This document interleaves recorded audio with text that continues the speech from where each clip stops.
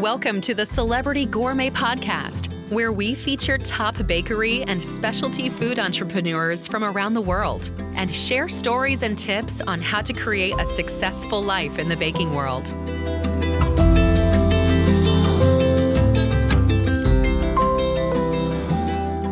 Hi, I'm Odette Danello, the host of the Celebrity Gourmet Podcast, where I interview bakery owners, especially women, to hear how they live their fun, creative lives while running their businesses.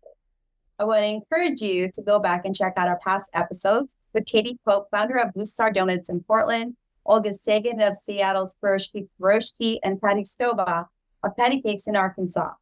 I have here Phebe Rossi of Nuflours, Seattle's premier gluten-free bakery. The bakery opened in 2011. Phebe was a solopreneur who started in the farmer's market. And then she opened a retail store in Seattle's Capitol Hill neighborhood in 2014. And now Nuflours has a thriving retail location, an online presence that ships throughout the country, and a wholesale division that sells gluten-free cakes and desserts and delicious gluten-free brownies in the Pacific Northwest to include Washington, Oregon, and Idaho. We met through the UW Ascend program, more on that later. Today's episode is brought to you by my business, Celebrity Gourmet Ventures, Inc., DBA Celebrity Cake Studio, and Dragonfly Cakes, a family-owned and operated specialty bakery in Tacoma, Washington. At Celebrity Gourmet, we have been baking joy into all of our artistically designed cakes and desserts for 25 years. We are proud to work with a vibrant team of cake designers and bakers who will help you celebrate the sweet moments of your lives. To learn more about how you can celebrate yourself or the ones you love, visit Celebrity Cake Studio and Dragonfly Cakes or email us at info@celebritycakestudio.com. Before introducing Phebe and starting our conversation, I wanted to give a big shout out to UW's Ascend program, where we met Phebe back in 2017. We are part of a cohort of food business owners that studied with professors and experts that were brought in by the program. And we learned a lot about running a food business, didn't we? It was a really great program. It was. Well, I'm so glad we've stayed connected, because that's what's going on 7 years already. So yeah, we're just a posse of bakery owners here. And a lot of it we met through the Ascend program. So I wanted to just have you tell our listeners, Phebe, about how you started. I know you have a breadth of experience in running multi-channel bakery businesses. So tell us more about you and what your story is. Yes, I would love to, Odette. So first, thank you for having me here. I always love, connecting with other business owners, and especially with other people that I've known so long, getting to just share my experience and have a conversation. So thank you for having me. Thank you. Yeah, so I started my business back in 2011, and I initially launched as a farmer's market business. Prior to that, I've never been diagnosed celiac, but it turns out it does run in my family. I went gluten-free for health reasons several years before that. And I love eating. I love good food. And back then, back in the dark ages of the aughts, there just wasn't good gluten-free baked goods available. It was literally like a tiny little loaf available in the freezer section at your local grocery store, or it was, one tiny little cookie at a regular bakery that was cross-contaminated. And I mean, who would want to eat a puck made out of banana and chocolate anyway? So it was just really disappointing. But I went gluten-free, and so I was trying to find food, and there just wasn't good food available. And so I just went, wait a minute, why don't I make this myself? I know how to bake. I know how to cook. And so I started doing product development for myself. And then several months into doing that, I just went, wait a minute, there's other people out there like me that just want good food. And so I spent my evenings putting together a business plan, and then quit my day job and started a business. Now, I wouldn't recommend that for a lot of people, because that's a very stressful way of doing it. But I did take the leap, and I launched it initially as a farmer's market business almost 13 years ago now, and haven't really looked back. So we started as a farmer's market, and then I started dabbling in wholesale. A lot of farmers markets are a really great way to meet local chefs, other small business owners that are looking at what's hot, what's new, what's interesting. It's a really financially responsible way to try and launch a food business. You have low capital costs because you're often working out of a shared kitchen, or these days you can even like license and work out of your home kitchen for a lot of products. And so it's a lower capital expenditure to just be able to get out there and kind of test the market and see if, yes, all of your friends like your product, but our customer is going to want to pay for your product. Right. Yeah. So I did that. And then we launched our retail store in 2014. And then from there, we started building out the wholesale side of it. And the retail and the wholesale have always gone hand in hand. I've always felt like you can't really have one without the other. My objective way back when I started this was to create community. When you're dietarily challenged, one of the most difficult things for me to experience was that alienation. All of a sudden, I would go to a dinner party and I couldn't eat anything that was there. Literally showing up with what I jokingly called pocket bread. I would carry emergency bread in my bag. You'd go to a restaurant and you're like, what's gluten-free? And they'd say, what's that? And then you would catch them picking the croutons off of your salad and you're like, I'm going to get sick. You can't do that.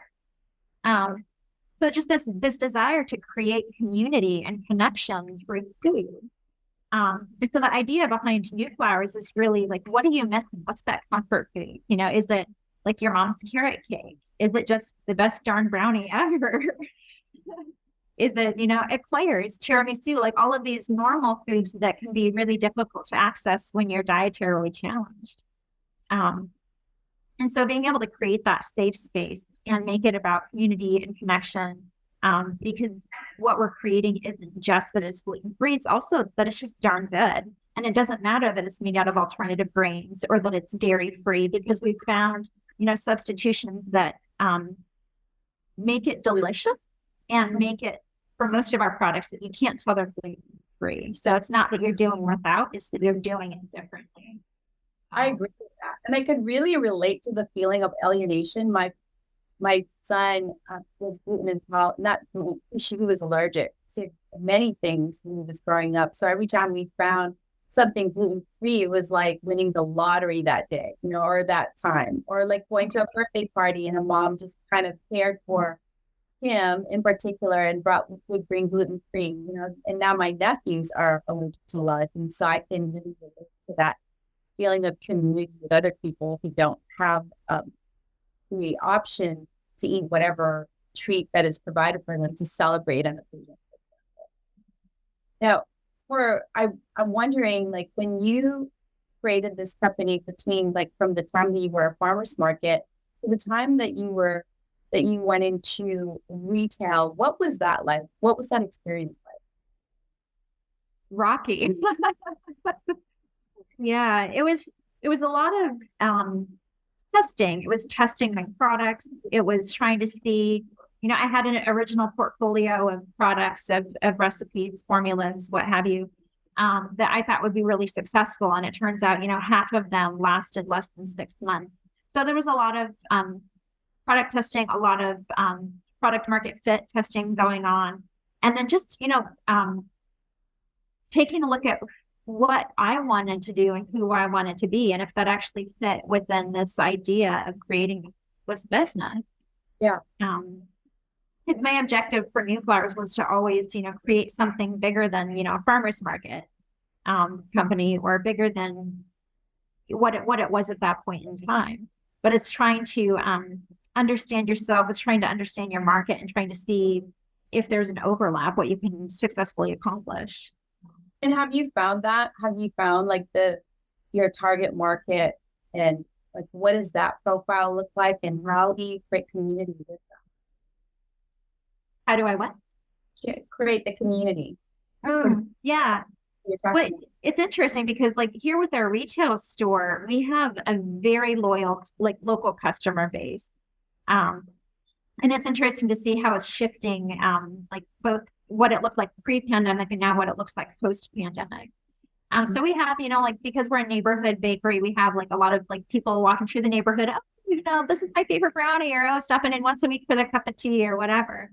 And then we have what I call our regional locals. So, people, regulars that live in Shoreline or, live in Tacoma, and they'll come up, once a month or even once a quarter. But when they do, they're like, oh my God, Nuflours, I love you guys so much. And they'll put together, a pastry box. Like anytime they come to Seattle, this is one of their destinations.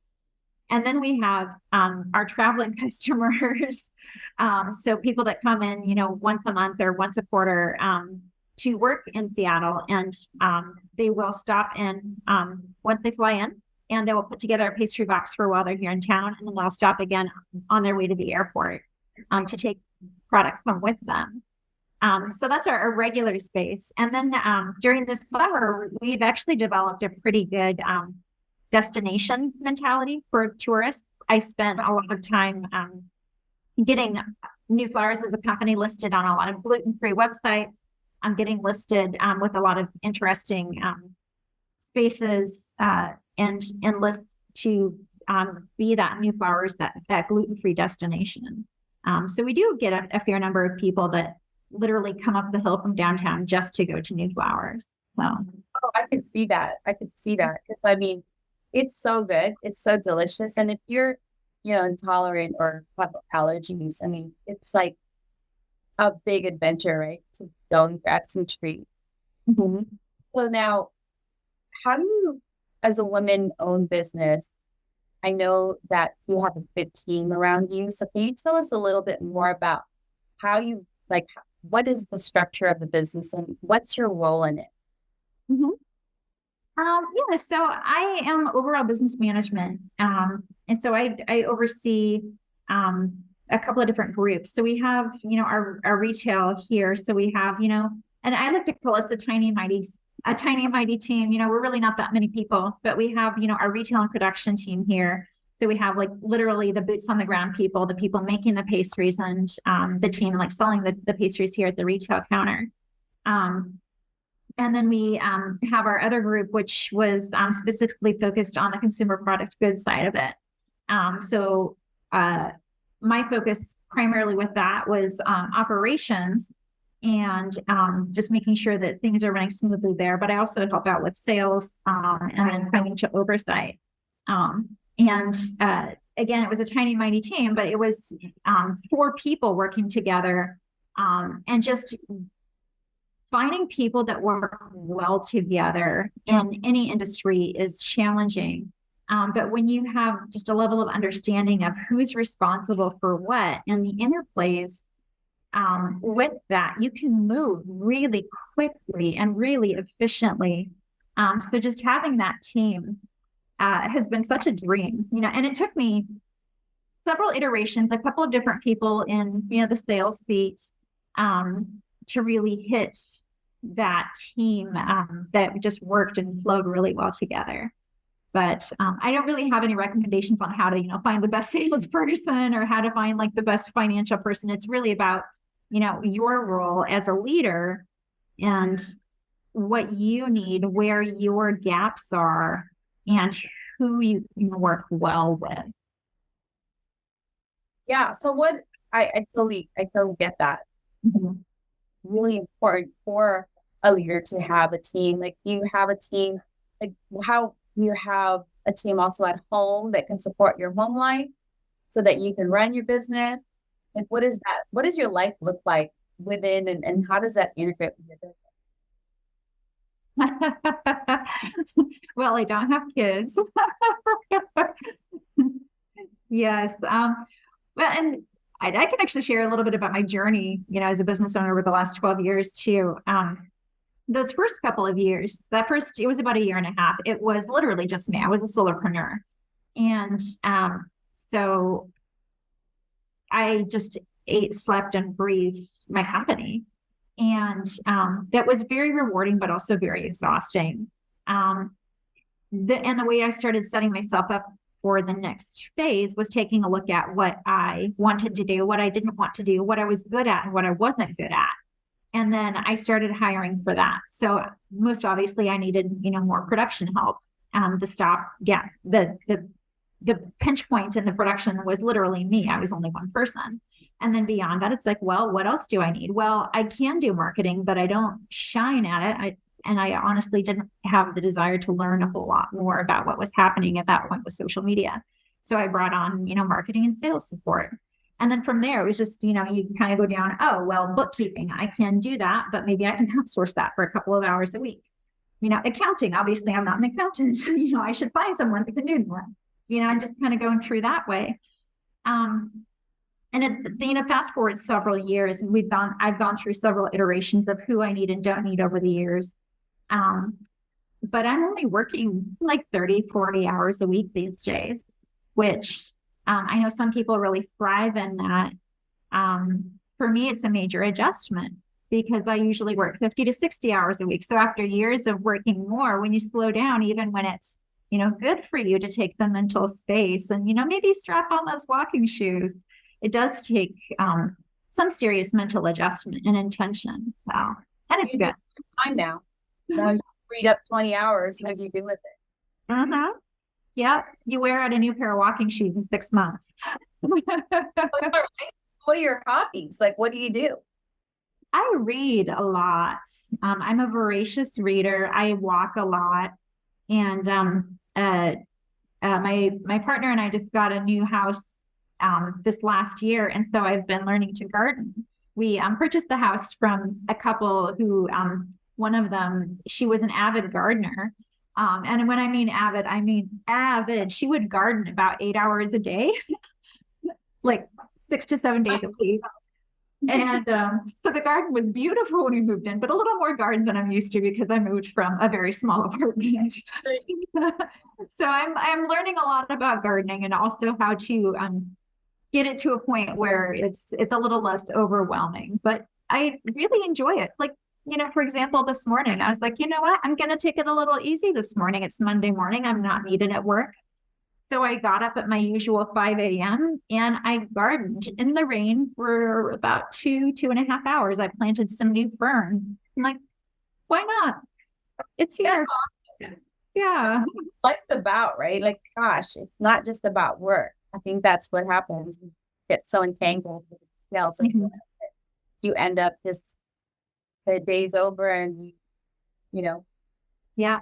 Well, it's so easy to fall into that hole too. Workaholism is a thing. And I have gone through phases throughout my, last decade of like, oh, do I work too much? Well, what does work too much look like for me? And I think it's different for everyone. For me and my husband, like we don't have kids and we both are very passionate about our careers. And so for us, it's about, are we in balance with each other? Like he's gone through phases of very large projects where he's working, 60 hours a week. So it doesn't matter so much that, I'm working 50, 60 hours a week. He's also gone through periods where he's like, hey, honey, like it'd be nice to have a date this month. Right. And then it's like, oh, right. I need to readjust how I'm managing my personal life and how I'm managing my time so I can actually have some downtime. So, but yeah, and it always ebbs and flows too, especially like managing a bakery during the holidays. Anyone in retail and especially food will know, like don't get sick during holidays. Don't expect time off, mid-October through Christmas Day. It just won't happen. But, for bakeries, at least ours, because we're what I call a full service bakery, our biggest day of the year is the day before Thanksgiving. So hundreds of pies go out the door. So Right. So I want to find out about like how do you manage like the busyness of the retail and then the busyness of the wholesale? I know that you're in a lot of the markets around the area. So what do you manage all of those? And do you do production one day for retail or is it all the same? How do you manage all of that? Mm-hmm. Well, we do have like a weekly production schedule. So for like the retail counter is very different because it'll be, like a dozen of this or 2 dozen of that, like, every single day of the week that we're open 6 days a week. So it'll be like, small batch for this, but then for wholesale, it'll be, a pallet of this product or 2 pallets of that product. And so it is a very different rhythm. But essentially the way that I split it up is it's basically layered on top of each other. So you have, your smaller batch, process, but that'll take, frankly, like some mornings it'll be 30 minutes, not exaggerating, because like you have a lot of, like, you have your pastry blanks, pre-made. So you pull them, you bake them. You have your batters pre-made because you're not batching batters every single day, but you're baking every day. So you just like pull out, scoop off what you need, batch that, and then you're on to making your, pallet of chocolate cake or your pallet of carrot cake. But we've gotten our processes so efficient that it just works. I don't know how else to explain it, Odette. Well, you were also looking to expand your production capacity. How is that going? We have opted not to do that. Yeah. So I was looking in the area for, offsite freezer storage. I was looking for, an alternative commissary kitchen. What I ended up doing was actually bringing on a co-packer who is not local. But that was how we were supporting that additional production requires. Oh, that's awesome. That's a great idea. Yeah. Yeah. And again, like, I could talk on about the co-packing process. I spent, I don't know, a year and a half, 2 years, quite a while, like trying to find a co-packer. But at least, there's a lot of bakery co-packers out there. But if you try to do gluten-free, it automatically narrows the pool to, I don't know, about 5% of what's available. Yeah. If you want to do certified gluten-free. And then if you have products that aren't within the typical parameters, like production line parameters, what I call hockey puck cookies. You have a really difficult time finding someone who is ready, willing, and able to produce your product at a smaller scale. Because, we're not doing full truckload. We're not, FTL. We were running a couple pallets at a time at most. And so I spent quite a while, trying to find someone who was even able to do that volume and that product type. And then we spent several months doing product development because, of course, it's a different atmosphere. Seattle is very moist. It's not humid in the way the Southeast is, but there's a certain level of moisture in the air, and we're at sea level basically. So it's a very specific product formula. But when you move out to any other environment, there's going to be adjustment. And you're adjusting volumes from, instead of running, 5 dozen, carrot cakes, you're running several hundred or a couple thousand. There's going to be formula adjustments, of course. So, and it was a lot of fun doing product redevelopment with that co-man. It was a very big learning curve. That's awesome. That's really cool. Like that, because I remember you were looking for a co-man. And for our listeners, a co-man is a co-manufacturing. Maybe explain that, Phebe, what that means, so that our listeners who don't know. Sure. So a co-manufacturer is someone who will manufacture your product for you. And it can be a pretty varied relationship. Some co-mans will only, produce the product. They won't do packaging, et cetera. But some of them are what I call the full meal deal. So, for example, you can have a co-man who you simply send the formula to, or send them the product and say, this is the product. They can develop the product for you. They can purchase all of the packaging, ingredients, et cetera, for you. They will do the manufacturing of the product for you. They will package the product for you, and they will ship the product for you. So that's, like 5 very distinct things they can do for you. And some will do all of them. Some will only do 1 or 2 of them. It really depends on the manufacturer. And then some of them will only work at certain volumes. So, most of them, they'll understand their base cost, and most of them won't manufacture below a pallet or 2 just because it doesn't make sense cost-wise for what they have to pass on to you. Some will only work at FTL, at full truckloads, which for most is going to be 18 pallets. So that's a lot of product. So you have to be ready. Did they ship this co-man? Did they ship back to Seattle to your facility? And if so, where do you store it all? Yeah, so we ended up setting up offsite freezer storage as well, because our facility here is so small. We had it manufactured, would have it shipped to an offsite storage, and then from that offsite storage, we would set up external logistics so that our distributors would pick up from that offsite storage. So we never actually touched that product. No. So, yeah. well, how does, for our listeners, like, how does one find a co-man? Well, there are groups out there. You can just frankly just Google for co-manufacturer, interproduct or, beverage co-man, and just go from there. You'll start getting very specific industry terms and phrases. I started literally with looking gluten-free bakery co-manufacturer. And then I came up with several dozen, most of whom I couldn't work with for various reasons, but you call them, and if they can't work with you, maybe they can recommend somebody who can. The person I ended up working with wasn't on any of those lists. They co-man for a couple of dozen different companies, but for whatever reason, they weren't on any co-manufacturing lists, but they were referred to me by someone else who has a lot of connections in the baking industry. So you just start putting out there in the universe, this is what I'm looking for. And just don't be afraid of having someone say no, but do ask a lot of questions and always, always, always ask for referrals. That is so helpful.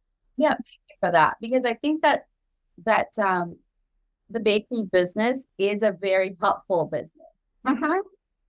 Wouldn't you agree? You want to help. Yeah, well, baking to me, ultimately what baking and the idea of cake is, it's about joy, Yeah. Back in the day, I used to self-distribute out of my RAV4. And so I would fill the back with pastry boxes, labeled with where they were going. And I had to talk myself out of a couple of parking tickets because I would park in commercial zones and I very clearly wasn't. But when I'd say, I'm sorry, officer, I'm just delivering pastry here, let me show you. And they'd be like, oh, well, just don't do it again. Did you have a stack of them so that they could really just for the ticket master people, or not ticket master, but ticket maids, or I guess what they're called? But people, as soon as you say the word cookies or cake or pastry, people just light up at that. It's and it's, I was being honest, hi, I am out delivering pastry. Please don't ticket me. But also oh yeah, because it really is about joy and it's about that connection. So. Absolutely. I totally agree with that. No, I just, I have one more question. I know that our interview's ending. You have a meeting too, right? Mm-hmm. So, I have a couple more questions. So in terms of funding, do you have any ideas and how do you fund a growth spike, shipping to big grocery stores? Mm-hmm. Yeah, there's so many different ways to fund out there. I'll just, I've funded my business over the years several different ways too. You can have, a working loan. There's a lot of community sourced nonprofits out there that you can take short-term loans from that will lend at a reasonable rate if you're close to bankable, but not quite. The way that I ended up funding, our retail space back when I opened, it was a combination of, it was called community sourced capital, which was a community loan, basically.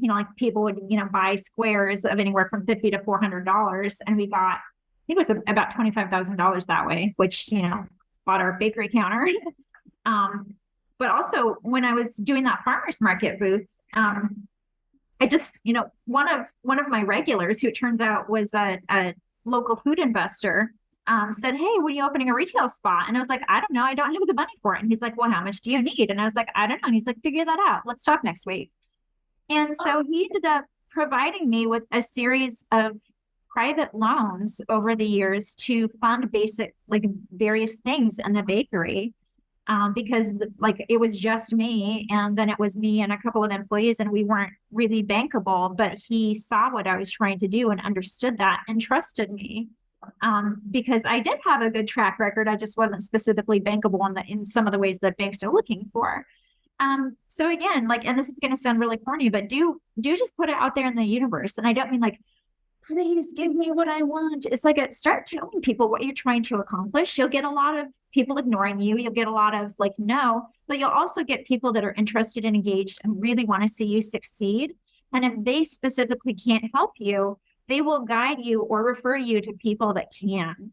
So like that person ended up like helping me get bankable. There's a lot of grants out there. I wish that I had my grant list with me. There's platforms. I think one is called like Hello Alice, which is specifically for women business owners, but you can sign up and they have grants that they post on there.